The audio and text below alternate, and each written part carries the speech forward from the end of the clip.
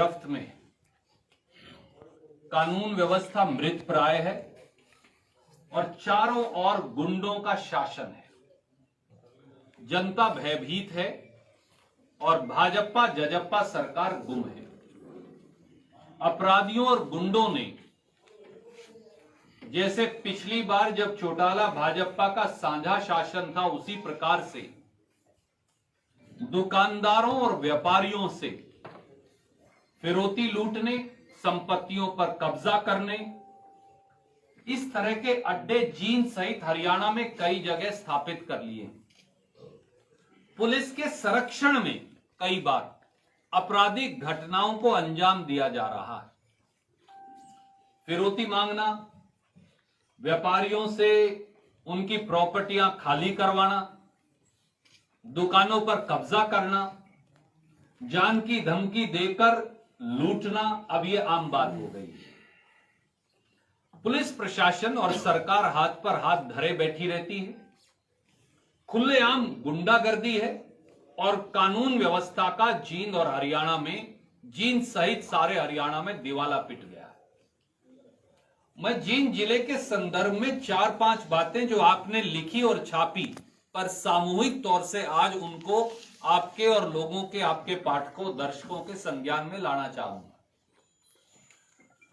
जो सनसनीखेज और दिल दहलाने वाली घटना, जिसमें हमारे साथी प्रमुख व्यापारी श्याम सुंदर जी की हत्या हुई, उनके भतीजे हनी पर ताबड़तोड़ गोलियां बरसाई गई, उसने पूरे हरियाणा की जो चौपट कानून व्यवस्था है उसको उजागर कर दिया। जिस प्रकार से दिन दहाड़े सुबह के समय चाय पी रहे थे जब श्याम सुंदर जी बंसल साहब, तो जिस प्रकार से 3 हथियारबंद बदमाश ऑटोमेटिक वेपन्स के साथ आए, 21 से 22 राउंड लगातार फायर किए, 7 राउंड श्याम सुंदर बंसल को मारे, हत्या की। भतीजे हनी बंसल को पुलिस की को गुंडों की गोलियां लगी और पैदल आए, अगले पैदल चले गए। पुलिस नाम की कोई चीज, व्यवस्था, कोई प्रशासन, कोई उन्हें रोकने टोकने वाला पूरे जींद के अंदर नहीं था। ना पुलिस आई, ना प्रशासन आया, ना सरकार आई, ना किसी ने गुंडों और बदमाशों को पकड़ा। वो आए, बेखौफ आए और बेखौफ चले गए। और ये पूरा वाकया जो है दर्दनाक, ये सीसीटीवी पर कैद भी है। 21 राउंड कहते हैं कि हमलावरों ने फायर किए। सवाल बड़ा सीधा है कि ये ऑटोमेटिक हथियार आए कहां से, ये गुंडे आए कहां से और कहां चले गए, और क्या पूरा जींद का प्रशासन और पुलिस सोई पड़ी रही? 5 दिन पहले भी अर्बन एस्टेट में पिस्तौल के बल पर 2 युवकों को अगवा कर लिया गया, गुड़गांवा ले जाया गया। रात को 4-5 लोग आते हैं, पिस्तौल दिखाकर गाड़ी में बिठाकर गुड़गांवा ले जाते हैं। पहले 1 करोड़ रुपया फिरौती मांगते हैं, फिर 70 लाख चौथ मांगते हैं, फिर 50 लाख चौथ मांगते हैं। आखिर में टेलीफोन पर किसी से अगला 7 लाख रुपया जींद में किसी परिवार के सदस्य से दिलाकर पीछा छुड़ाता है। फिर 30 तारीख को फिर अगले दिन फिर ले जाते हैं और फिर दोबारा पैसा मांगा जाता है। तो गुड़गांवा और जींद की पुलिस क्या कर रही थी जब उसे लेकर जाया गया? यहां जींद से गुड़गांवा तक बंदा लेकर गए होंगे, कितनी पुलिस पोस्ट आती, कितनी सारी और पुलिस की गाड़ियां रास्ते में खड़ी मिली होंगी। और कहते हैं कि गुड़गांवा तो मिलीनियम सिटी है, वहां तो चप्पे चप्पे पर सीसीटीवी। तो किस प्रकार से ऐसे फिरौती मांग ली गई और ले ली गई? 26 अक्टूबर का वाकया बहुत पुराना नहीं, जब मोबाइल का कार्य करने वाले एक व्यापारी नितिन गोयल, उससे 25 लाख रुपए मांगे गए। मंडी की एक दुकान पर बिठाकर 10 लाख रुपए की वसूली हुई, आप सबको जानते। व्यापारियों ने दुकान बंद करने की चेतावनी दी, पर सरकार के कान पर जूं तक नहीं रेंगी। फिरौती के 10 लाख रुपए आज तक रिकवर नहीं हुए। एक हथियारों का जजीरा भी एक दुकान से पकड़ा गया। क्या कोई सोच सकता था कि जींद शहर के अंदर दुकानों से हथियारों के जजीरे पकड़े जाएंगे? थोड़ी बहुत हल्की फुल्की कार्रवाई की, खत्म, पर्दा डाल दिया गया। यहीं भिवाड़ी रोड के ऊपर 1.5 साल पहले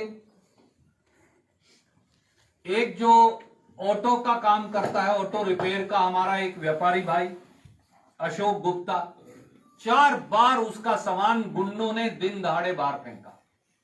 सारे दुकानदार व्यापारी इकट्ठे होते, फिर अंदर रखवा देते, फिर फेंक देते गुंडे, फिर अंदर रखवा देते, और आखिर में पुलिस ने कोई कार्रवाई नहीं की। बदमाशों ने उस दुकान पर कब्जा ही कर लिया। जुलाना में लिजवाना का वाकया अभी ताजा है। एक और व्यापारी के 750 वर्ग के प्लॉट पर कब्जा कर लिया। सरपंच साहब, गांव के मौजिज व्यक्ति प्रशासन के चक्कर काट रहे हैं, कोई सुनने वाला नहीं। सफीदों में इस नंगे गुंडों के तांडव का हाल और बुरा। डॉक्टर जसबीर मलिक, जो मलिक अस्पताल के मालिक हैं, उनसे लाखों रुपए की चौथ मांगी गई। आखिर में कहते हैं 5 या 10 लाख रुपए डॉक्टर साहब ने जान बचाने के लिए दे भी दिए। फिर और पैसे मांगे, अगले ने अस्पताल बंद कर दिया और सफीदों जींद जिला छोड़कर चला गया।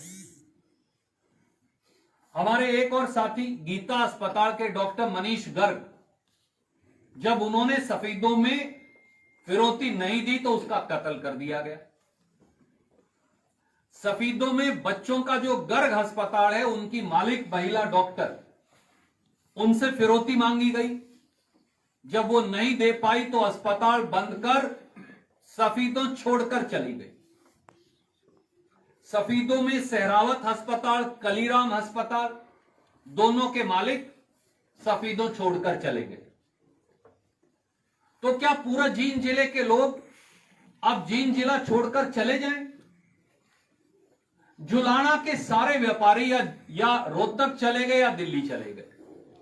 जुलाना में जिस प्रकार का गुंडागर्दी का आलम है, और वो सारी गुंडागर्दी धीरे धीरे अब जींद शहर में आ गई। क्या कोई एमएलए है, मंत्री है, विधायक है, सरकार है? यहां से तो उप मुख्यमंत्री विधायक हैं उचाना हल्के से, कहां है वो? कहां गुम हो गए? क्या जींद जिले का दुकानदार, जींद जिले का व्यापारी, जींद जिले का छोटा मोटा कोई राइस सेलर का मालिक, कोई और धंधा करने वाला आदमी, उसकी जाति कोई भी हो, वो अग्रवाल समाज से हो, पंजाबी समुदाय से हो, सैनी समुदाय से हो, ब्राह्मण समुदाय से हो, जाट समुदाय से हो, किसी गरीब समुदाय से, वो शहर छोड़कर चला जाए? किस प्रकार की सरकार है? साथियों, सच्ची बात यह है कि अपहरण, डकैती, फिरौती और धमकाने जैसी आपराधिक घटनाएं जींद सहित पूरे हरियाणा के अंदर अब फैल गई। 1 महीना हुआ नहीं, कैथल के अनाज मंडी के अंदर एक व्यापारी पति पत्नी को चाकुओं से मार कर चले गए। कुछ बंदे पकड़े हैं, बाकी आज तक पकड़े नहीं। कल हिसार के अंदर एक और गैंग, जिनको मैं पकड़कर लाया था दक्षिण अफ्रीका से, और जिनको इस सरकार ने जानबूझकर फरार किया था, मैं बहुत जिम्मेवारी से बात कहता हूं, उन्होंने फिरौती मांगी हिसार में एक और हमारे पंजाबी समुदाय के भाई से, व्यापारी से। कैसे चलेगा ये प्रदेश? तो एक संगठित गिरोह अपराधियों का, ऐसा लगता है कि उनका बोलबाला और शासन जींद सहित सारे हरियाणा में। भाजपा जजप्पा सरकार या तो आंख मूंदे बैठी है, या जैसे पहले गुंडों को संरक्षण होता था, प्रत्यक्ष या परोक्ष संरक्षण दे रही। सवाल यह कि हरियाणा में अपराधियों का शासन है, गुंडों का शासन है, या कानून का शासन? मुख्यमंत्री श्री मनोहर लाल खट्टर एक शब्द नहीं बोलते, और जो जिन जिले से विधायक हैं वो लापता हैं, उप मुख्यमंत्री के पद पर बैठे सत्ता की मलाई खा रहे। समय आ गया है कि या तो गुंडों और बदमाशों के खिलाफ कार्रवाई करिए, नहीं तो खट्टर साहब और दुष्यंत चौटाला जी को गद्दी छोड़ देनी।